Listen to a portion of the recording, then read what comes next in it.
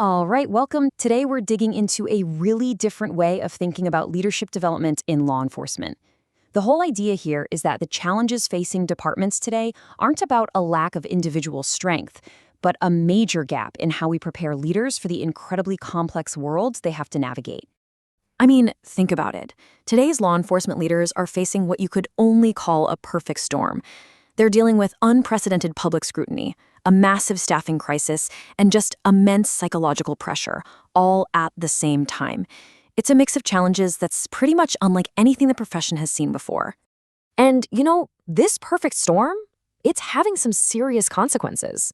First off, you've got this mass exodus of retiring officers, and when they walk out the door, decades of institutional knowledge goes with them. And that leaves the new folks without that crucial mentorship, which is probably why so many of them are leaving within just 3 years. All of this just feeds into high rates of burnout and turnover across the board. So when you see all this stuff piled up, it's really easy to just point a finger and say, hey, is this a failure of leadership? But what if that's not even the right question to be asking? What if the problem is actually way deeper, baked right into the system itself? Okay, so this is where it gets interesting. The whole argument here is that we're looking at the wrong problem. It's not a leadership issue, it's a leadership development gap. Think about it. Officers get promoted because they're good at their job, right? But are we actually equipping them with the skills they need to lead in a crisis, to really develop their people, or to handle those incredibly complex conversations under pressure? And this right here, this is the key. The quote says it all. Law enforcement doesn't have a resilience problem.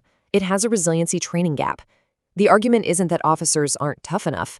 It's about a failure in the system that's supposed to back them up over a long, incredibly stressful career. You know those one-off training days? They're just not going to cut it. Now get ready for this number because it is, wow. According to Harvard research, just 10%, only 10% of all the money spent on professional training actually ends up being used in the workplace.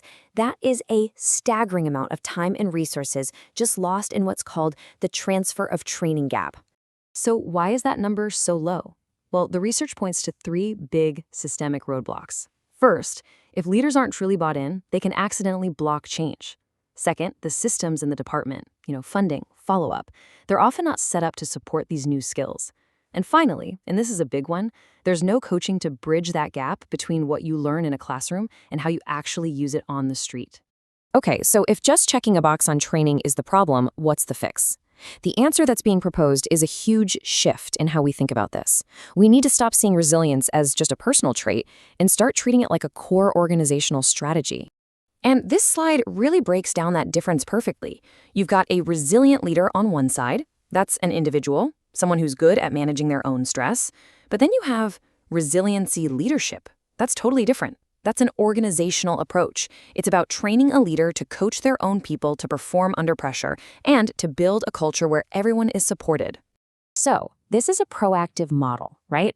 It's not just about waiting for burnout to happen and then reacting. It's about giving the whole team these practical, non-clinical habits to manage that day in, day out stress and trauma over time so they can recover, reset, and stay on top of their game.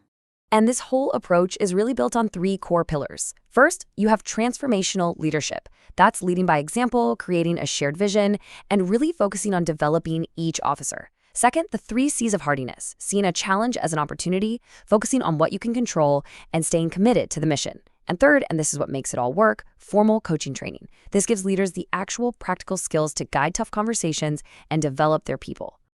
Now, this new model, it isn't just an idea on paper. It's actually the foundation for a new nationwide pilot program that's designed to close that training gap for good. So what is it? It's an 85-hour program, and it's approved by the International Coach Federation, the ICF. It's designed from the ground up specifically for law enforcement. We're talking way, way beyond your standard one-day seminar. And here's the key difference. Instead of just training a few people and, hoping for the best, this program trains an entire ecosystem of support.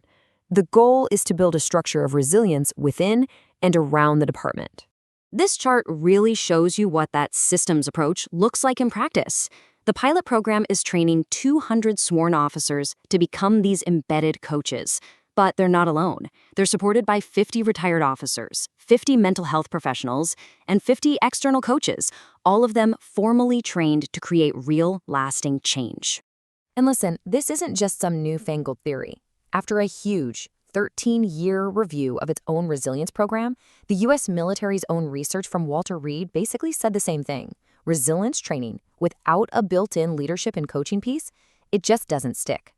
So the big question is, what happens when a system like this actually gets put into place? Well, the impact is designed to be huge, going way beyond just helping one officer at a time. We're talking about real, tangible results across the entire department. With these kinds of skills, leaders can stay decisive and calm in a crisis while guiding their teams. They stop being just supervisors and start actively building accountability in their people. They get the tools to handle conflict and communicate effectively with officers, City Hall, and the public. You see, you're not just putting out fires anymore. You're actually building resilience by design. And this quote right here, it completely reframes the whole conversation. Things like formal coaching and resiliency leadership, these aren't soft skills. They're being presented as a strategic advantage, absolutely essential for tactical performance, clear decision-making, and operational effectiveness in the world we live in today. And the potential impact of this pilot, it's massive. Think about it. The data they gather from these 350 participants will create the first ever database on this kind of embedded coaching in law enforcement. That could end up influencing funding, policy, and how departments are structured for decades.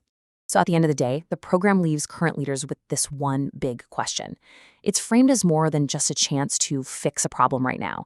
It's really an opportunity for the leaders who step up to define what strong, effective, and resilient leadership is going to look like for the entire next generation.